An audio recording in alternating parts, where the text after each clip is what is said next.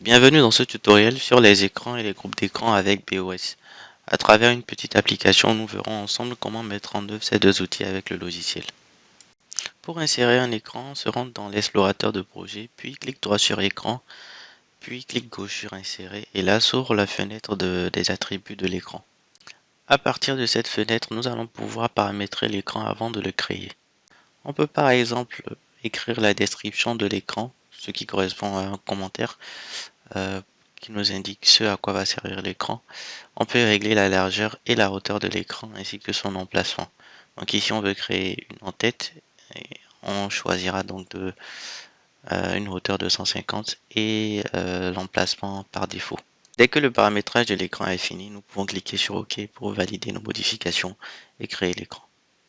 L'écran créé s'affiche dans l'éditeur et on peut ajuster son agrandissement en cliquant sur Ajuster à la fenêtre dans l'onglet Affichage de la barre d'outils. Ensuite, pour enregistrer l'écran, se rendre dans l'onglet Fichier, puis cliquer sur Sauver comme et entrer le nom de l'écran dans la fenêtre qui s'affiche et valider avec la touche Entrée ou en cliquant sur Enregistrer. À partir d'un clic droit sur l'écran dans l'éditeur, nous pouvons accéder aux différents paramètres de cet écran. L'option Teste l'écran permet par exemple d'avoir un aperçu du rendu de l'écran pendant l'exécution. Pour désactiver cette option, il faut se rendre à nouveau dans les options, puis cliquer sur Teste l'écran. Parmi les options, nous pouvons ajouter un symbole depuis la bibliothèque graphique avec Insérer un symbole. Et l'option Paramétrage de la grille ouvre une fenêtre permettant de configurer la grille de l'écran, représentée en pointillé sur l'éditeur.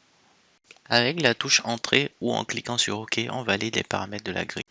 Quant au script d'écran, c'est un script en langage VBScript qui va permettre de programmer des tâches qui s'exécuteront à l'ouverture ou à la fermeture de l'écran ou de façon continue pendant que l'écran est ouvert. À partir de ces options, nous pouvons également modifier les attributs de l'écran. À tout moment du projet, on peut donc modifier les dimensions de l'écran ou son emplacement. L'option Désactiver modification va nous permettre d'empêcher le déplacement de tout objet qui sera posé sur notre écran pendant l'édition. Et pour réactiver à nouveau les modifications, il faudra cliquer à nouveau sur cette option. Enfin, à partir de l'option couleur de fond, nous allons pouvoir choisir une couleur pour l'arrière-plan de notre écran. Une fois les modifications terminées sur notre écran, nous pouvons fermer ce dernier et en créer d'autres. Et une autre façon de créer des écrans est de passer par l'onglet Insérer, puis cliquer sur Synoptique. La procédure est ensuite la même pour créer un nouvel écran.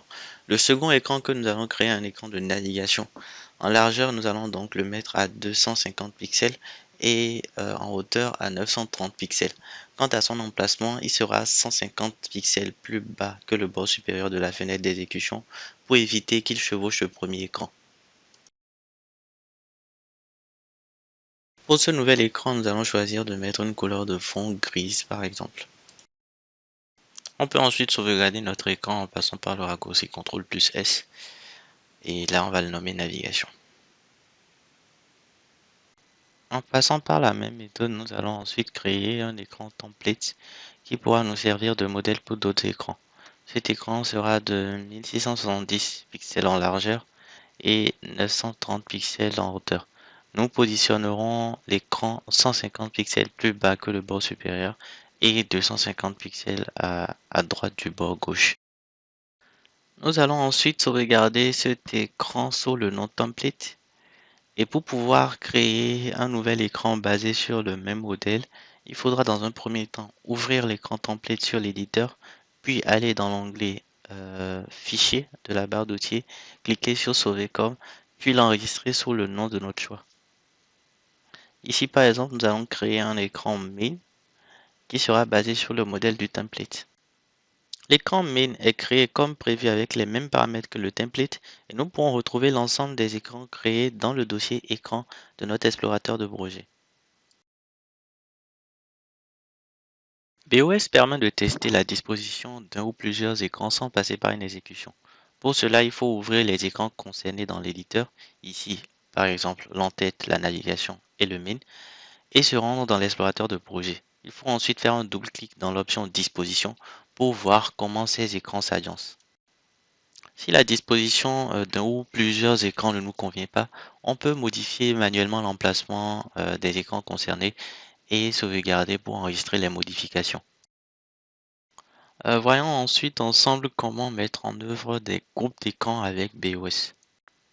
Pour insérer un groupe d'écran, on peut passer par l'explorateur de projet en faisant un clic droit sur le dossier groupe d'écran, puis en cliquant sur Insérer groupe d'écran.